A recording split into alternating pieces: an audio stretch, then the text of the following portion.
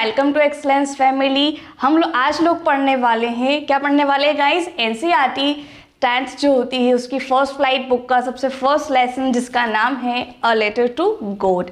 सो आइए गाइस शुरू करते हैं लेसन को। ये लेसन बहुत ज़्यादा मज़ेदार होगा और एक फ़नी सा एंडिंग होगा। तो मैं इस स्टोरी का सस्पेंस पहले नहीं खोलूँगी, थोड़ा हम पढ़ते हैं बिफोर यू रीड एंड करते हैं स्टार्ट। ओके सो गाइस हम लोग करते हैं स्टार्ट और देखते हैं कि क्या होने वाला है। Okay so before you read, they say faith can move mountains, but what should we put our faith in? उनका कहना है फेथ का मतलब होता है आस्था, माउंटेन्स आप लोग जानते ही हो। उन लोगों का कहना है कि फेथ जो होता है एक माउंटेन की तरह होता है। माउंटेन किस तरीके से एकदम स्ट्रॉन्ग होता है उस तरीके से। But what should we put our faith in, लेकिन हमारी जो आस्था है, हमारा जो फेथ है, हमारा जो भरोसा है वो हमें किस पर करना चाहिए, ये सबसे ज़्यादा इम्पोर्टेंट है। यहाँ दे से रिलेट किया गया है, आई मीन हमारा एक जनरल तरीके से क्या कहना है कि किसी भी व्यक्ति का जो फेथ होता है, किसी भी व्यक्ति का जो बिलीव होता है किसी न किसी चीज़ में, किसी न किसी पर्सन पर ज़रूर होता है ना।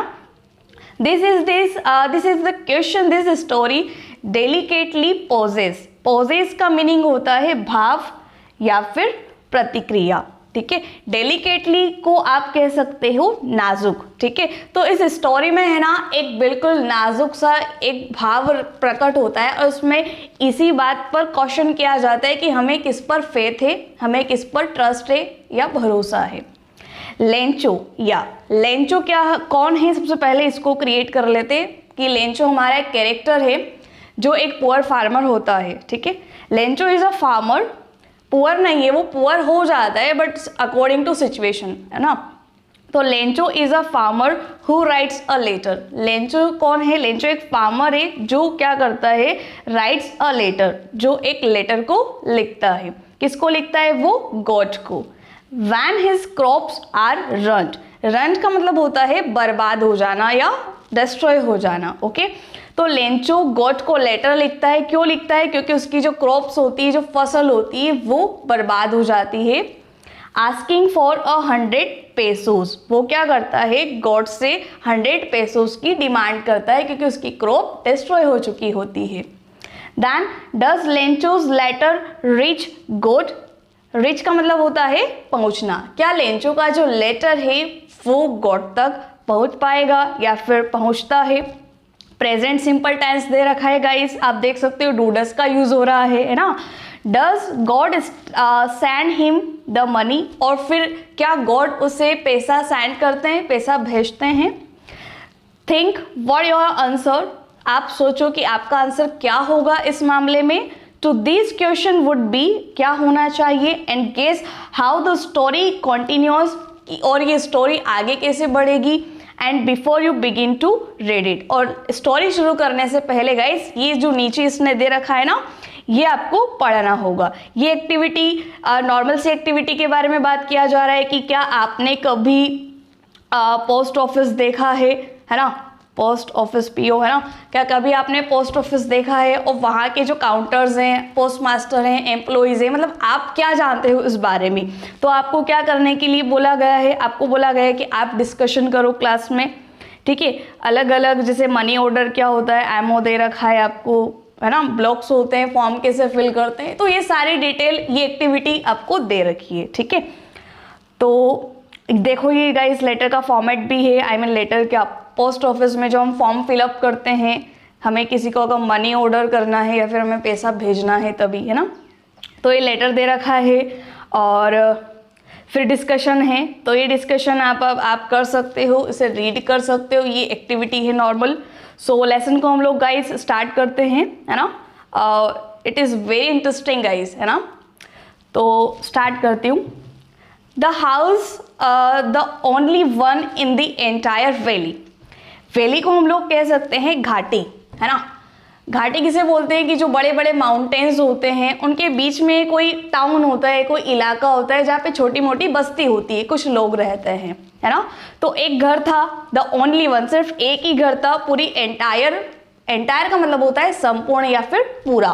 तो जो मीनिंग गाइज आपको याद नहीं रहते ना, वो मीनिंग आप अपनी नोटबुक निकाल कर मेरे साथ ही उसे नोट करते जाएं, सो दैट ये लेसन आपको पूरी तरीके से क्या हो जाएगा, क्लियर हो जाएगा। ओके, सो जो मीनिंग नहीं आएंगे ना आपको, वो आप क्या करना, एक नोटबुक में उन मीनिंग्स को नोट करते जाना, और इस लेसन की पिक्चर आपके माइंड में बननी चाहिए। ओके, तो एक घर था पूरी एंटायर वैली में, set on the crest of a low hill, hill होती है पहाड़ी, ठीक है, क्रिस्ट को बोला गया है टॉप ऑफ अ हिल, ठीक है, पहाड़ी की ऊंचाई पर एक घर था पूरी एंटायर वैली में। फ्रॉम दीज हाइट, और उस हाइट से, वन कुड सी, कोई भी जो बंदा है वो देख सकता था रिवर्स को, and a field of ripe corn, ripe corn को बोल सकते हैं पकी हुई फसल, कॉर्न को आप मक्का भी कहते हो, है ना, आई एम सॉरी, कॉर्न वहाँ पे पकी हुई मक्का है। Okay, dotted with the flowers, flowers को आप देख सकते हो, and that always promised a good harvest, कि जो फसल है, हार्वेस्ट जो फसल है वो बहुत अच्छी होने वाली है, ठीक है। तो उस पूरी एंटायर वैली में एक घर था, और उस घर से आप देख सकते हो फ्लावर्स etc, ठीक है। The only thing the earth needed, earth को सिर्फ एक ही बात की कमी थी, आई मीन ज़रूरत थी, वॉज अ डाउनपोर, डाउनपोर को आप बोल सकते हो मूसलाधार बारिश, ठीक है, जो बारिश होती है, हैवी रेन आप कह सकते हो। एटलीस्ट अ शॉवर, कम से कम एक शॉवर की, मतलब कम से कम छोटी मोटी बारिश की ज़रूरत थी। थ्रू आउट द मॉर्निंग, और थ्रू आउट का मतलब होता है पूरी मॉर्निंग, ठीक है, through out the day, through out the evening, ये आपने गाइस ज़रूर सुना होगा। तो through out the morning, Lencho, जो लेंचो था कैरेक्टर नेम आ गया, who knew his field intimately, intimately को आप बोलते हो परिचित होना, ठीक है।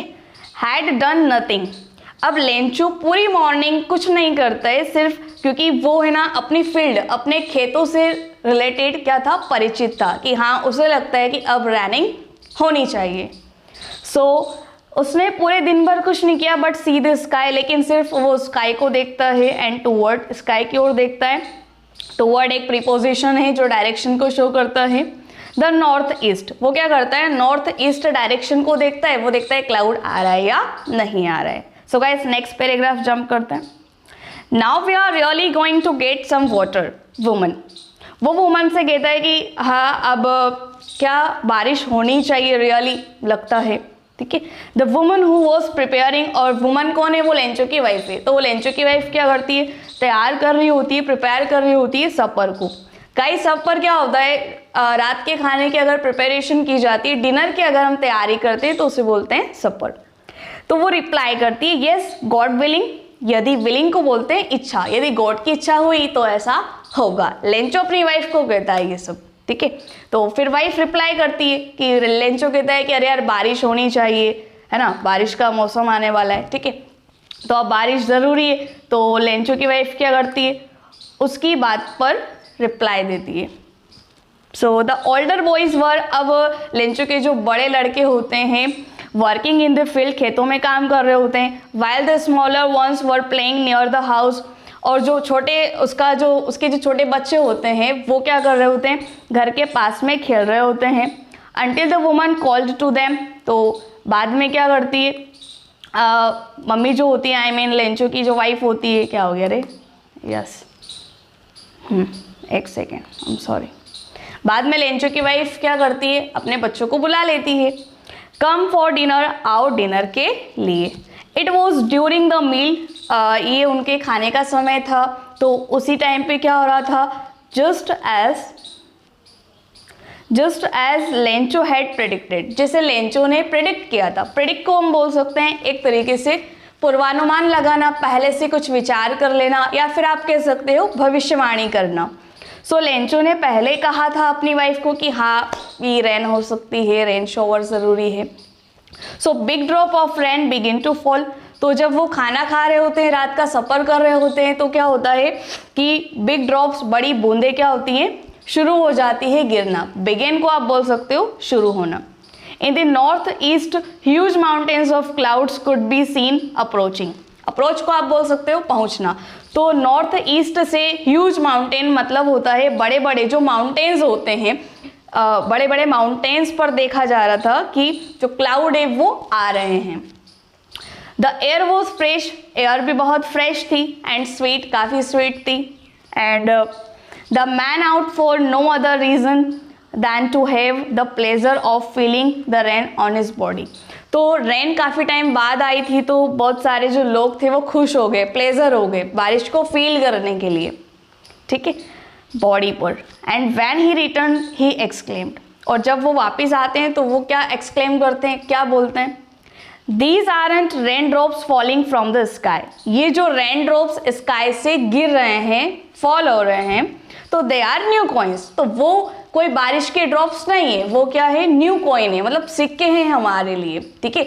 ऐसे होता है ना कि जब बारिश होती है काफ़ी गर्मी के बाद, या फिर हमें लगता है कि काफ़ी टाइम बाद बारिश हुई है, तो हम लोग भी क्या करते हैं, बारिश को फील करने के लिए बाहर निकल जाते हैं। एज इट इज़ लेंचो ने किया, लेंचो के जो बच्चे थे उन सब ने। फिर देखते हैं, तो the big drops are 10 cent pieces. जो बिग ड्रॉप्स है ना वो किसके बराबर लग रहे हैं, 10 सेंट पीसेस, ठीक है।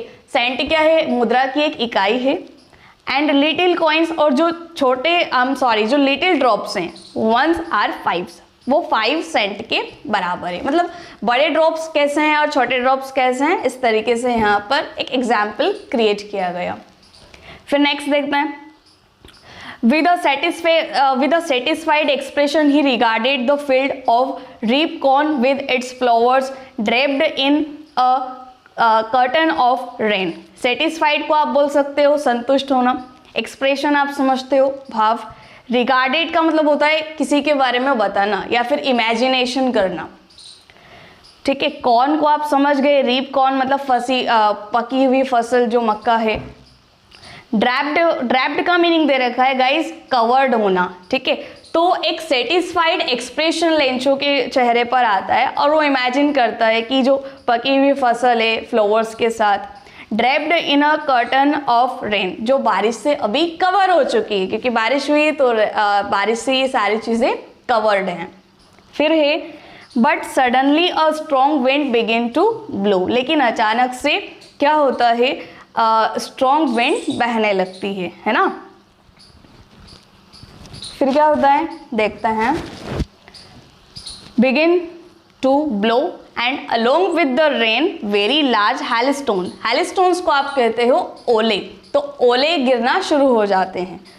टू फॉल, गिरना। फॉल का मतलब समझते हो, क्योंकि टू के बाद हमेशा क्या आता है, V1, I will show you, ठीक है।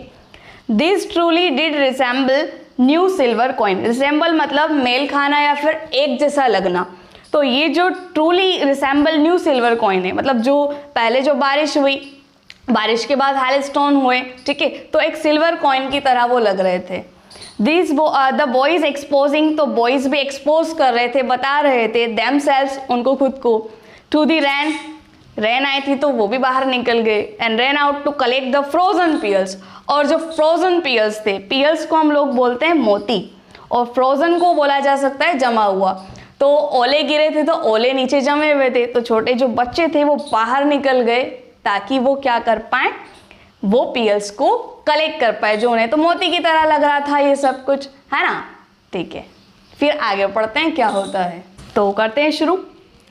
It's really getting bad now, तो हैलस्टोन गिरने लगे तो ये बहुत बुरा हुआ, है ना, क्योंकि पूरी जो क्रॉप थी वो डिस्ट्रॉय हो गई थी।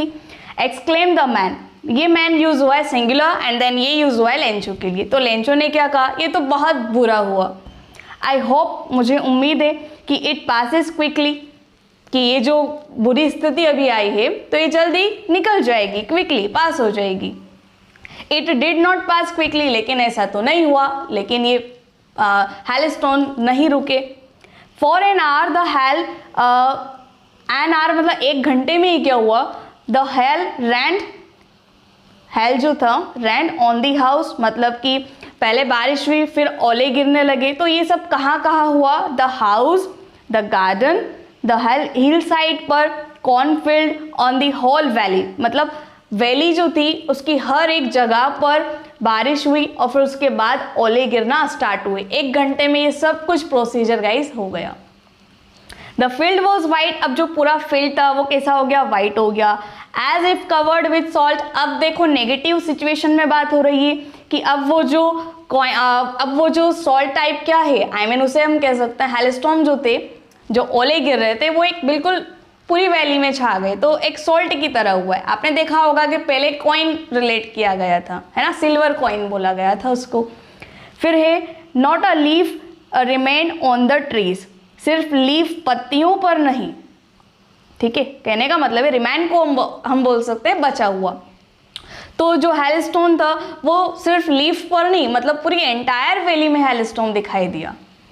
फिर क्या होता है, the corn was totally destroyed, अब जो कॉर्न थी, मक्का जो थी, पूरी तरीके से क्या हो गई, डिस्ट्रॉय हो गई। The flowers were gone from the plants, flowers भी जो थे वो उखड़ गए, आई मीन फ्लावर्स भी नहीं रहे।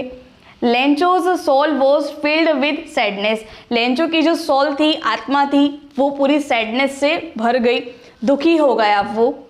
When the storm had passed, जब स्टॉर्म को बोलते हैं तूफान, जब तूफान चला गया तो he stood in the middle of the field and said to his son, जब तूफान चला गया, सब कुछ ठीक हो गया और सब कुछ ठीक होने से पहले बर्बाद हो चुका था, तो क्या होता है, वो फिर बीच में जाता है फील्ड के और अपने बच्चों से कहता है अ प्लेग ऑफ लॉकट्स वुड। देखो सबसे पहले इसका मीनिंग जान लो, क्या होता है लॉकट्स का मतलब कि insects which fly in big swarm.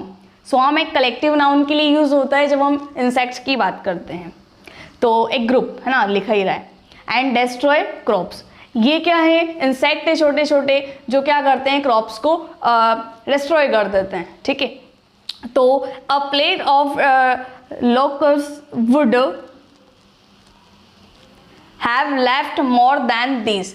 Lencho ऐसा कहता है कि इस हेलस्टोन के बजाय अगर जो इंसेक्ट होते तो भी हमारी फसल को इतना नष्ट नहीं होता, आई मीन हमारी फसल इतनी नष्ट नहीं होती जितना हेलस्टॉर्म से हमारी फसल डिस्ट्रॉय हुई है। The hell has left nothing, तो ये हेल तो फिर कुछ नहीं थे, मतलब कुछ नहीं है। This year we will have no corn, तो फाइनली इस साल हमारे पास कोई भी कॉर्न नहीं है, फसल नहीं है, कोई भी मक्का खाने पीने के लिए कुछ साधन हमारे पास नहीं है। This night was a sorrowful one, और वो जो पूरी रात थी, जिस रात को ये सब कुछ हुआ, वो बहुत दर्दनाक, आई मीन सॉरोफुल को आप कह सकते हो दुख भरी निकली। All our work for nothing, हमारे पास काम भी कुछ नहीं था। और there is no one who can help us, और यहाँ पे ऐसा कोई नहीं है जो हमारी हेल्प कर सके। We will all go hungry this year, और इस साल हम लोग बिल्कुल भूखे मरने वाले हैं, ठीक है, बिल्कुल सही बात है। ये अब ऑरल कॉम्प्रिहेंशन क्वेश्चन है, जितना हमने पढ़ा उसके बेसिस पर कुछ क्वेश्चन है, मैं क्वेश्चन भी लेकर आऊंगी, बट उससे पहले हम लोग चैप्टर रीड करेंगे, ठीक है। आगे पढ़ते हैं, स्टोरी में क्या होता है। But in the hearts of all who lived in that solitary, solitary को आप बोल सकते हो अलोन, मतलब अकेला, house in the middle of the valley there was a single hope help from God. देखो, but in the hearts of all, सबके जो हार्ट थे बिल्कुल अकेले हो गए, दिल सबके मतलब टूट गए थे। House in the middle of the valley, और फिर सबके घर, आई मीन एक ही घर था, कहने का मेरा ऐसा मतलब है कि बिल्कुल अकेलापन उसको लेंचो को लगने लगा था। There was a single hope, उसको सिर्फ एक ही आशा थी और उसे मदद मिल जाए, किससे, भगवान से, गॉड से। तो डोंट बी सो अपसेट, कोई उसको कहता है कि ज़्यादा अपसेट मत हो, ज़्यादा परेशान ना हो। Even though this seems like a total loss, लग रहा है कि बिल्कुल टोटल लॉस, पूरा नुकसान हो चुका है, लेकिन रिमेंबर, याद रखो कि no one dies of hunger, कि कोई भी भूखमरी से नहीं मरता। दैट्स वॉट दे से, ऐसा उन्होंने कहा, क्या कहा कि no one dies of hunger, तो ये लेंचो उस बात को रिपीट करता है सेकेंड वाली लाइन में, है ना, इस बात को आप लोग याद रखिएगा। All through the night Lencho thought, पूरी रात भर जो था लेंचो सोचता रहा, only of his one hope, जो उसे उम्मीद थी ना कि गॉड से उसको हेल्प मिलेगी इस बारे में।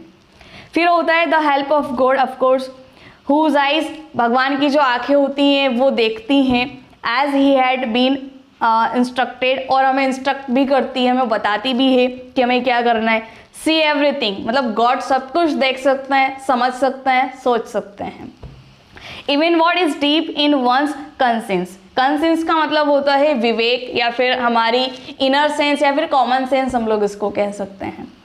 Lencho was an ox, Lencho एक ऑक्स मतलब एक बैल होता है, ठीक है, of a man working like an animal in the field. Lencho हालांकि एक किसान था और एक बैल की तरह दिन भर और एक एनिमल की तरह काम भी करता था, लेकिन बट स्टिल ही न्यू, लेकिन फिर भी उसे पता था कि हाउ टू राइट, कि लिखते कैसे हैं। हालांकि लेंचो एक किसान था बट उसे मालूम था कि लेटर को कैसे लिखा जाए। ओके, फिर है द फॉलोइंग संडे। अब जो नेक्स्ट, फॉलोइंग को बोलते हैं आगे आने वाला, नॉट अ प्रीवियस, ठीक है। तो the following Sunday at daybreak, जब डे ब्रेक होता है, जब दिन का कुछ ऐसा भाग जिसमें उसको टाइम मिलता है, तो ही बिगेन टू राइट, तो वो लिखना स्टार्ट कर देता है एक letter which he himself would carry to town and place in the mail, और वो खुद ही टाउन जाता है, ठीक है, क्योंकि वो तो वैली में रहता है तो उसे टाउन जाना पड़ता है और वहाँ पर मेल कर देता है। It was nothing less than a letter to God, उसमें कुछ नहीं लिखा होता है, बस एक लेटर टू गॉड वो लिखता है, अभी कुछ नहीं लिखा उसने, सिर्फ लेटर टू गॉड लिखा है। गॉड ही रोट, वो लिखता है गॉड और फिर लिखता है if you don't help me, यदि आप मेरी हेल्प नहीं करोगे तो my family and I will go hungry, तो मैं और मेरा पूरा परिवार भूखे मर जाएंगे। कब? दिस ईयर, इस साल, क्योंकि हमारी क्रॉप तो क्या हो गई, डिस्ट्रॉय हो गई। सो आई नीड 100 पेसोस, तो मुझे क्या चाहिए, 100 पेसोस चाहिए। अब पेसोस क्या होगा, देखो, currency of several Latin American countries, Latin American countries जो होती है वहाँ पेसोस कहा जाता है रुपये को, जैसे हम लोग रुपीज़ में बात करते हैं इंडिया में, ठीक है, तो अलग अलग कंट्रीज में अलग अलग करेंसी होती है। तो in order to sow my field, again sow को बोलते हैं हम बोना, बीज बोने के लिए, ठीक है, तो उसकी फसल पूरी तरीके से डिस्ट्रॉय हो चुकी होती है तो उसे ज़रूरत होती है 100 पेसोस की, तो वो डिमांड करता है गॉड को, ठीक है। And to live until the crop comes, और कहता है कि जब तक मेरी फसल अच्छे से वापस नहीं आ जाती, ठीक है, तब तक मुझे नीड है इसकी। बिकॉज दी हेलस्टॉर्म, क्योंकि ऐसा क्यों हुआ, क्योंकि हेलस्टॉर्म्स एटीसी जो भी हमने पढ़ा है, हेलस्टॉर्म हुआ, डिस्ट्रॉय हो गया, क्यों हुआ, बारिश नहीं हो रही थी, फिर लेट आई थी तो एक साथ बारिश हुई बट हेलस्टॉर्म भी हुआ, तेज हवा बहने लगी, तो ये डैश डैश में उसने ये सारी बातें लिख दी। Okay, he wrote to God, वो लिखता है टू गॉड, मतलब किसको लिखा है उसने लेटर, गॉड को। ऑन दी एनवेलप, एक लिफाफा लेता है, वो एनवेलप लेता है, पुट दी लेटर इनसाइड, और लेटर को उस एनवेलप के अंदर डालता है। एंड स्टील ट्रबल, लेकिन फिर भी थोड़ा परेशानी है उसको, दिक्कत है, ट्रबल है। वेंट टू टाउन, और फिर वो टाउन चला जाता है, मतलब उसको दिक्कत है, परेशानी है कि उसको 100 पेसोस मिलेंगे कि नहीं मिलेंगे, बट उसको गॉड पर काफ़ी ज़्यादा फ़ैद होता है, जो मैंने लेसन के स्टार्टिंग में आपको बताया था कि हमें फेथ किसी न किसी पर ज़रूर होता है, हमें ट्रस्ट होता है, ठीक है, तो हम लोग क्या करते हैं, उसी के पास बार बार जाते हैं। जैसे हम कोई परेशानी में, तो हमें पता है कि हमारा वो दोस्त हमारी हेल्प ज़रूर करेगा, तो हम लोग उसके पास ज़रूर जाएंगे, ठीक है। तो वैसे ही लेंचो को ओनली वन होप होती है, और वो होती है गॉड से।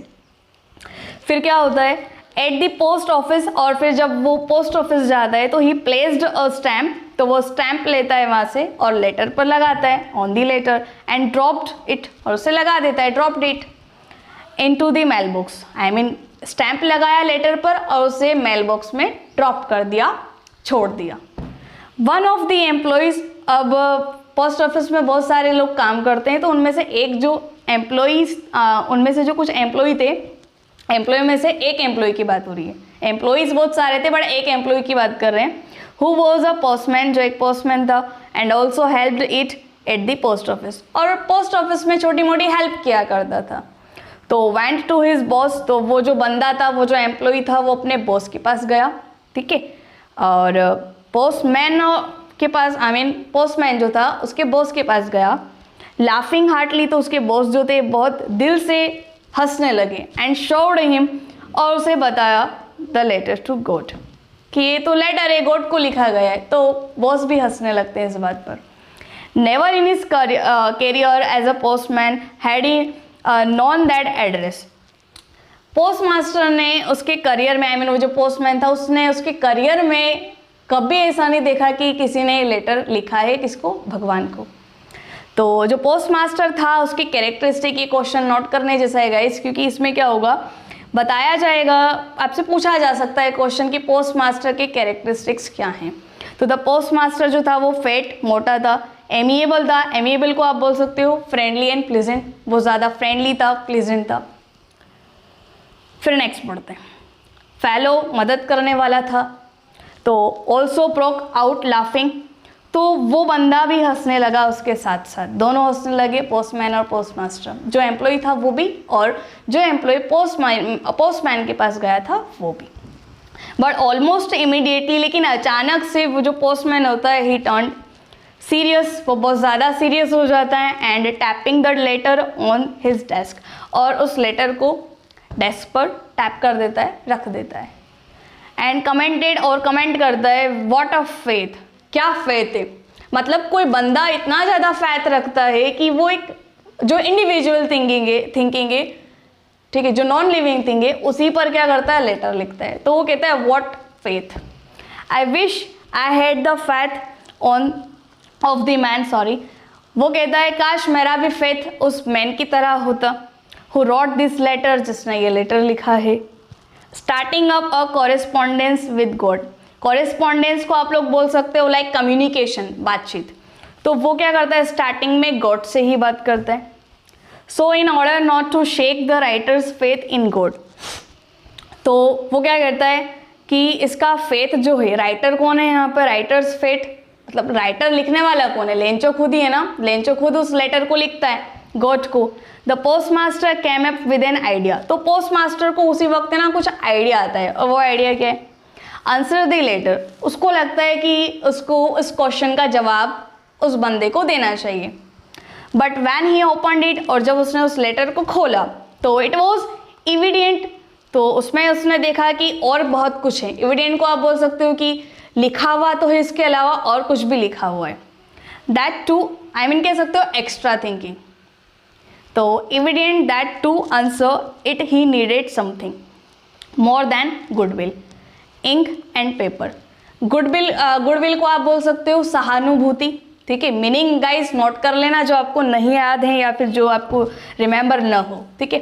तो उस लेटर को आंसर करने के लिए सिर्फ इंक पेपर की ज़रूरत नहीं है, और सिर्फ एक सच्ची भावना की, एक काइंडनेस की भी ज़रूरत नहीं है, बल्कि उसमें कुछ डिमांड की जाती है, उसमें पैसे मांगे जाते हैं। आपको भी पता है कि वो 100 पेसोस की डिमांड करता है, किससे, from God. But he stuck, लेकिन वो थोड़ा स्टक हो जाता है, मतलब एक जगह ही स्थिर हो जाता है, टू इज रेजोल्यूशन। लेकिन उसने वो प्रण ले लिया होता है, रेजोल्यूशन ले लिया होता है कि वो क्या करेगा, आंसर करेगा किसको, गॉड को, आई मीन गॉड को क्या, सॉरी, लेंचो को।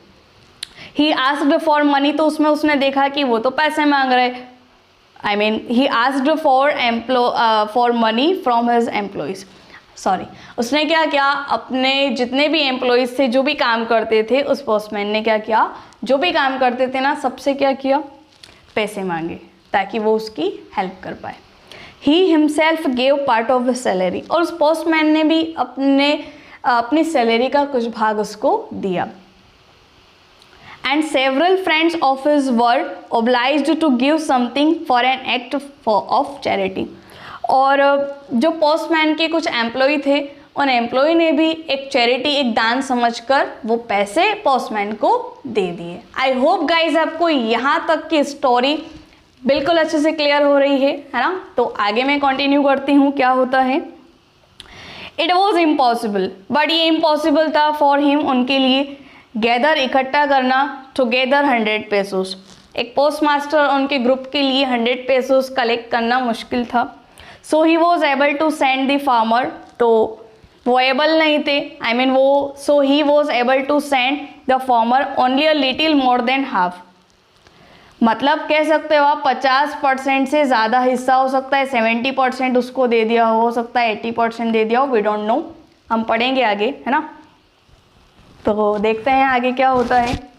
ही put the money in an envelope, तो जितने भी पैसे इकट्ठा हुए, हमें आइडिया नहीं है कि अभी कितना कलेक्ट हुआ है, ठीक है, हमें वो बताया जाएगा स्टोरी के एंड में, और मैं भी आपके साथ सस्पेंस नहीं खोलने वाली, ठीक है। सो देखते हैं। He put the money in an envelope, तो जो भी पैसे इकट्ठे हुए वो क्या करता है, एनवेलप में डाल देता है। एड्रेसिंग टू लेंचो, लेंचो को एड्रेस करते हुए, and with it a letter, containing only a single word a signature God, सिर्फ एक सिंगल वर्ड लिखता है गॉड और सिग्नेचर कर देता है, ठीक है। ये फिर से ओरल कम्युनिकेशन क्वेश्चन है, इसे हम लोग देखेंगे अकॉर्डिंग टू दिस चैप्टर, है ना। पर पहले स्टोरी क्लिक कर लेते हैं। द फॉलोइंग संडे, अब जो आने वाला संडे होता है, Lencho came a bit earlier, Lencho थोड़ा जल्दी आ गया, as usual than usual to ask if there was a letter for him, वो पूछता है कि क्या मेरे लिए कोई लेटर आया है। So it was the postman himself, और वो पोस्टमैन खुद ही उसको मिला। Who handed the letter to him, उसने वो जो लेटर उसने लिखा था खुद ने, वो उसे हैंड ओवर कर देता है। वाइल द पोस्ट मास्टर, उसी वक्त क्या होता है, जब वो आता है तब उसको दे देता है। Experiencing the contentment of a man who has performed a good deed looked on from his office, जो कॉन्टेंटमेंट को आप कह सकते हो सेटिस्फेक्शन, मतलब इसका मतलब होता है एक तरीके से आप संतुष्ट हो गए, सेटिस्फाइड हो गए, है ना। तो वो पोस्टमैन पूरी तरीके से सेटिस्फाइड था कि उसने एक गुड डीड, आई मीन अच्छा काम किया, कि उसने किसी बंदे की जो प्रॉब्लम में था उसकी हेल्प की, ठीक है। तो Lencho showed not the slightest surprise, अब जब लेटर गॉड की तरफ से आया तो उसको ज़्यादा shock, I mean surprise feel नहीं हुआ, स्लाइटेस्ट को बोलते हैं थोड़ा सा, उसे थोड़ा सा भी सरप्राइज नहीं हुआ। ऑन सीइंग द मनी को देखकर, सच वॉज हिज कॉन्फिडेंस, ये उसका कॉन्फिडेंस था। बट ही बिकेम एंग्री, लेकिन अचानक से वो है ना उसे गुस्सा आ जाता है, एंग्री हो जाता है। क्यों? When he counted the money, envelope में जो पैसे पोस्ट मास्टर उसको रख के देता है ना, तो जब वो पैसे काउंट करता है तब एक एंग्री वाला एक्सप्रेशन उसके फेस पर होता है। God could not have made a mistake, उसे लगता है कि गॉड जो है वो मिस्टेक नहीं कर सकता। Nor could he have denied, और ना ही मना कर सकता है। Lencho what he had request, Lencho ने जो रिक्वेस्ट किया था कि भाई मुझे 100 पैसों की ज़रूरत है, बट जब वो खोल के देखता है उस एनवेलप को तो उसे बहुत ज़्यादा गुस्सा आ जाता है कि नहीं, गॉड तो कभी गलती नहीं कर सकता, तो वो तो सही तरीके से मुझे पैसे देगा, उसके पास कोई कमी नहीं है। ये लेंचो की थिंकिंग है। Immediately Lencho went up to the window, हाथों-हाथ लेंचो जो था विंडो के पास गया, टू आस्क फॉर पेपर, एक पेपर मांगा और एक इंक मांगा। On the public writing table, जहाँ पे लोग लिखते हैं उसे बोलते हैं राइटिंग टेबल, आई मीन एक पब्लिक, कोई भी बंदा जाके वहाँ बैठ कर लिख सकता है। ही स्टार्टेड टू राइट, तो लिखना स्टार्ट किया। विद मच रिंकलिंग, रिंकलिंग को आप बोल सकते हो माथे पर क्या आना, शिकन आना। शिकन आने को आप क्या बोल सकते हो कि बहुत ज़्यादा व्यक्ति जो टेंशन में है और टेंशन में रहते हुए लेटर लिख रहा है, उसे बोलते हैं हम लोग रिंकलिंग। हिज ब्रो, मतलब उसकी आईब्रोज जो थी वो रिंक कर रही थी, मतलब नीचे की तरफ झुकी हुई थी, क्योंकि उसके माथे पर कुछ सिलवटें पड़ी हुई थी, है ना। कर्स्ड बाय द एफर्ट, बहुत ज़्यादा प्रयास उसने किए, एफर्ट किए। And he had to make to express his ideas, फिर उसने अपने आइडियाज़ एक्सप्रेस किए। वैन ही फिनिश्ड, और जब वो फिनिश कर देता है लेटर लिखना तो ही वैन टू द विंडो, फिर से वो विंडो की तरफ गया। टू बाय अ स्टैम्प, एक स्टैम्प खरीदा, विच इज़ लिक्ड। लिक्ड को आप बोलते हो चाटना, मतलब खुलती नहीं है वो स्टैम्प, तो हम लोग जीप से उसको चाट कर क्या कर देते हैं, उसे खोल देते हैं। तो एज इट इज़ जो एक नॉर्मल इंसान कर लेता है। एंड अफिक्स्ड, और उसे फिक्स करता है। फिक्स्ड और फिक्स्ड में कोई डिफरेंस नहीं है, it is a similar meaning. So then affixed to, देखो आप गाइस पिक्चर में देख सकते हो कि ये जो लेंचो है वो पोस्ट मास्टर के पास गया है और वो फिर से वहाँ से स्टैम्प बाय करता है, ठीक है।